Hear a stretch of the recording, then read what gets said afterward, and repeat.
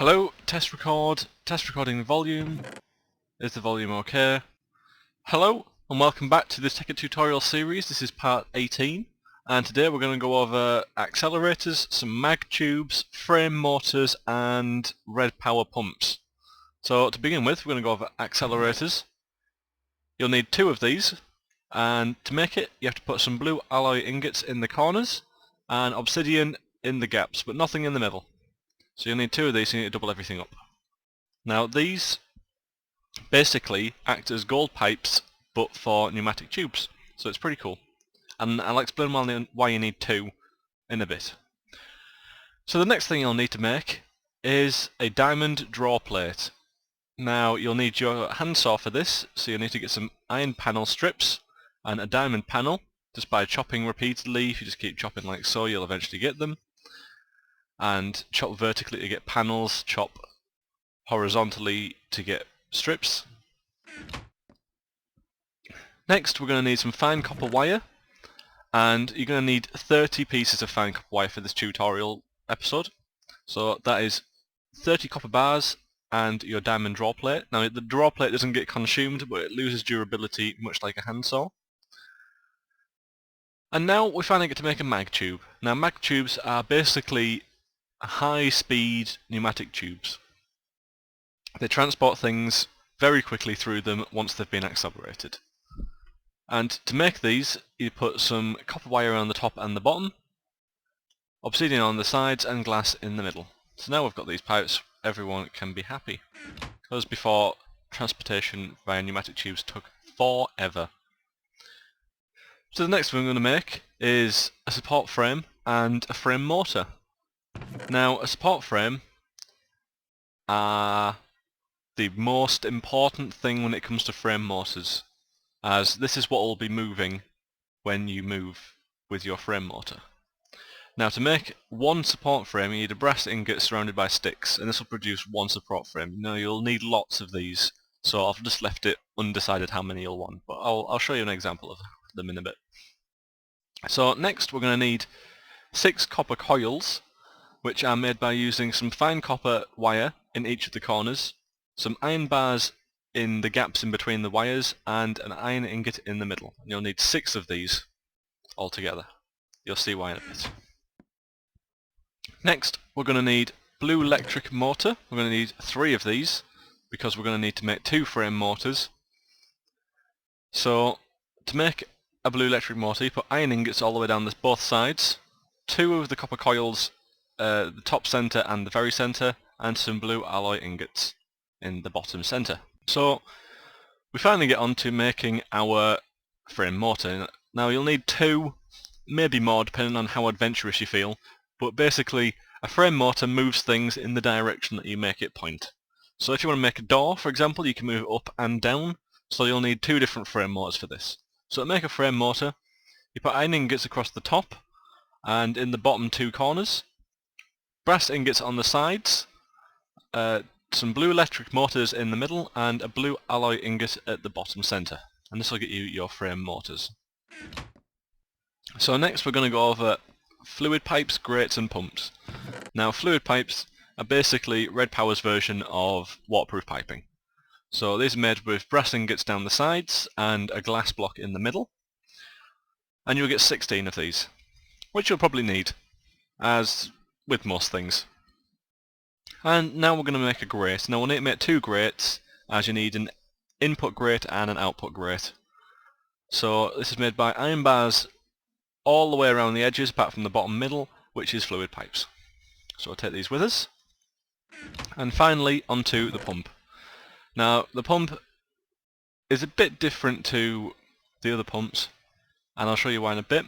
But to make it, put iron ingots across the top and the bottom 2 corners, fluid pipes on the sides, blue electric mortar in the middle, and a blue alloy ingot at the bottom centre.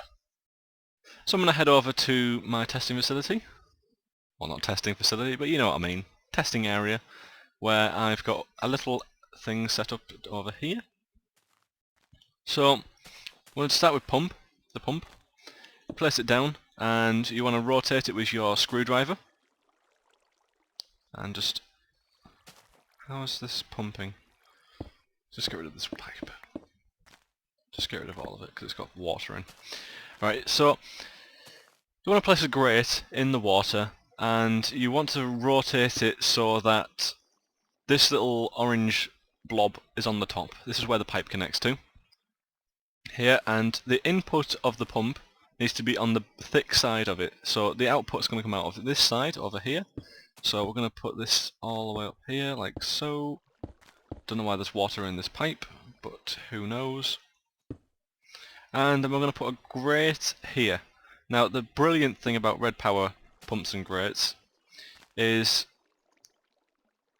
that when you power them with a redstone torch, you've got to put blue electric power in. This is why I've got the solar panels here. When you power it, it'll start pumping. Looks pretty cool. It's probably one of the best looking machines that there is. But as you can see here, the water doesn't go anywhere. It just pours out the bottom. Now this will just gradually fill up over time. So if I just jump down here quickly. Oh, as you can see, it'll get a layer, hopefully.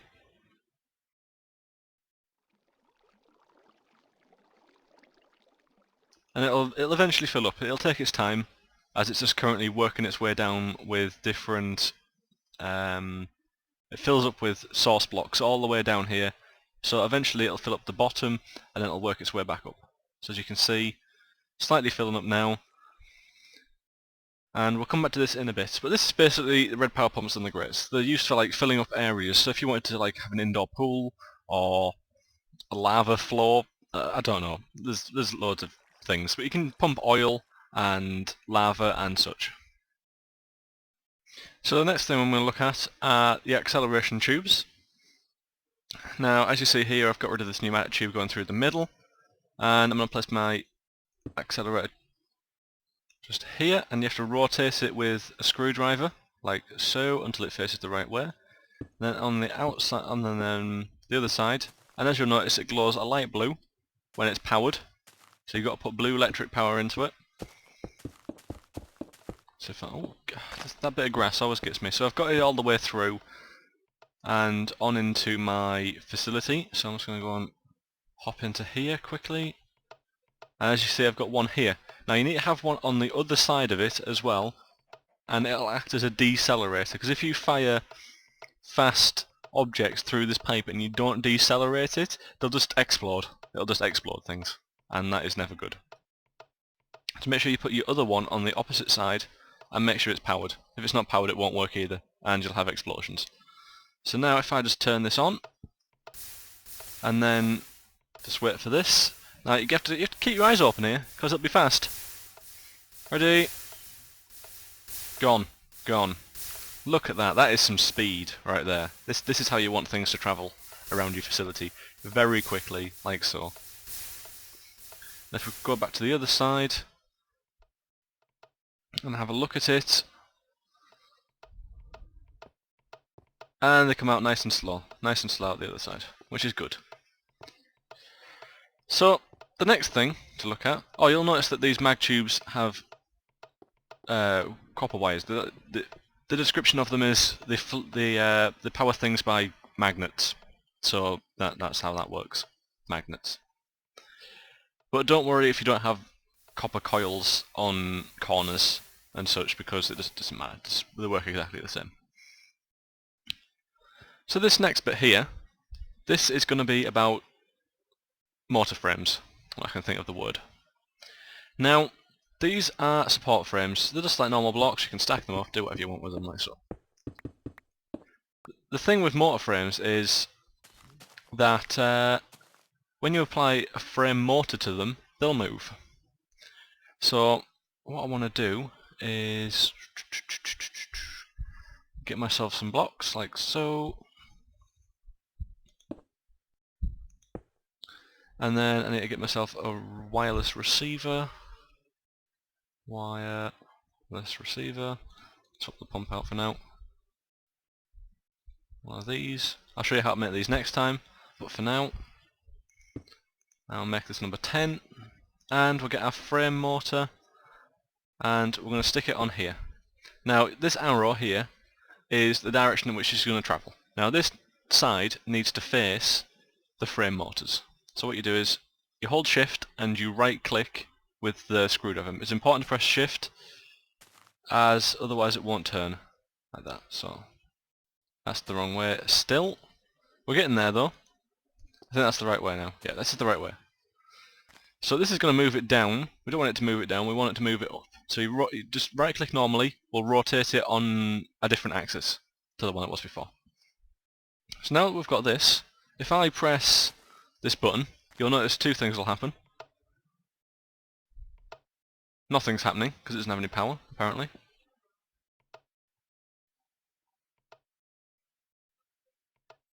No, it should be working.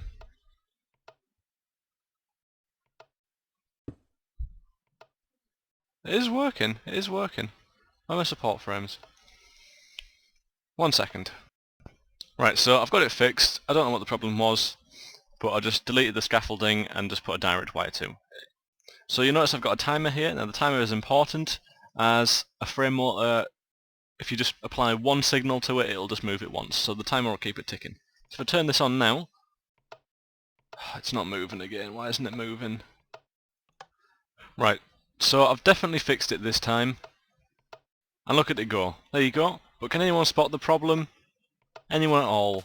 Oh look, it's dragged the floor with it. Now this is a problem, as anything connected to a support frame will be dragged with it. So the way to get around this is to make yourself some covers. Now these are really simple. They're just made using the handsaw. Let's see. Let's use a brick cover. You just continuously chop up some bricks until they're the flattest they'll go. And what you do is you get your cover and you right click on the center square, and it will inlay the cover, inlay the object with the cover that you've got. And this will stop it. This will be like an insulator, and it won't drag any block that it's touching. So for example, if I go over to my main facility here, you might have just had a glimpse of it, but I've got this massive door here. If I right click my button, it moves down out of the way quite nicely. And if you press it again, it goes up. So that's pretty cool, in my opinion, having a giant moving door. But to show you how it's working, I've just got wireless receiver down here attached to a toggle latch, and it's either on or off. So at the moment it's powering this one on, which is powering it to move upwards. And as you see, all these blocks are surrounded with iron cover plates, just so it looks cool. I forgot to mention before, the problem I was having with my test demonstration of the mortar frames was that the mortar frame itself cannot be moved, and what was happening was the support frame had a block under here, underneath the frame that it was attached to, and it was trying to drag the frame up. Now you can't do this. So if you want to make like a mobile quarry of some description, then you'll have to do it by having deployers and such. You can't physically move the mortar frame. They have to stay in one position. Now finally, this is my little elevator. This is only a simple elevator, but you can get inside, you whack this button, and we travel up. It's a bit jerky because it's done with mortar frames, and you can come up the second floor. That's wonderful. If you don't believe me, we're on the second floor. It's not just me tricking you. So this is quite nice. I quite enjoy this. I'll probably be making something epic with these mortar frames, as they're pretty cool. I've only just found out how to use them properly. But that's it for this tutorial, I'm afraid. If you've got any queries about anything you've seen, just drop me a comment and I'll do my best to answer them. But I hope you've learned something in this tutorial, and thanks for watching. There's a subscribe button at the top. If you tell your friends, that'd be good as well. I will catch you later. See you later, guys.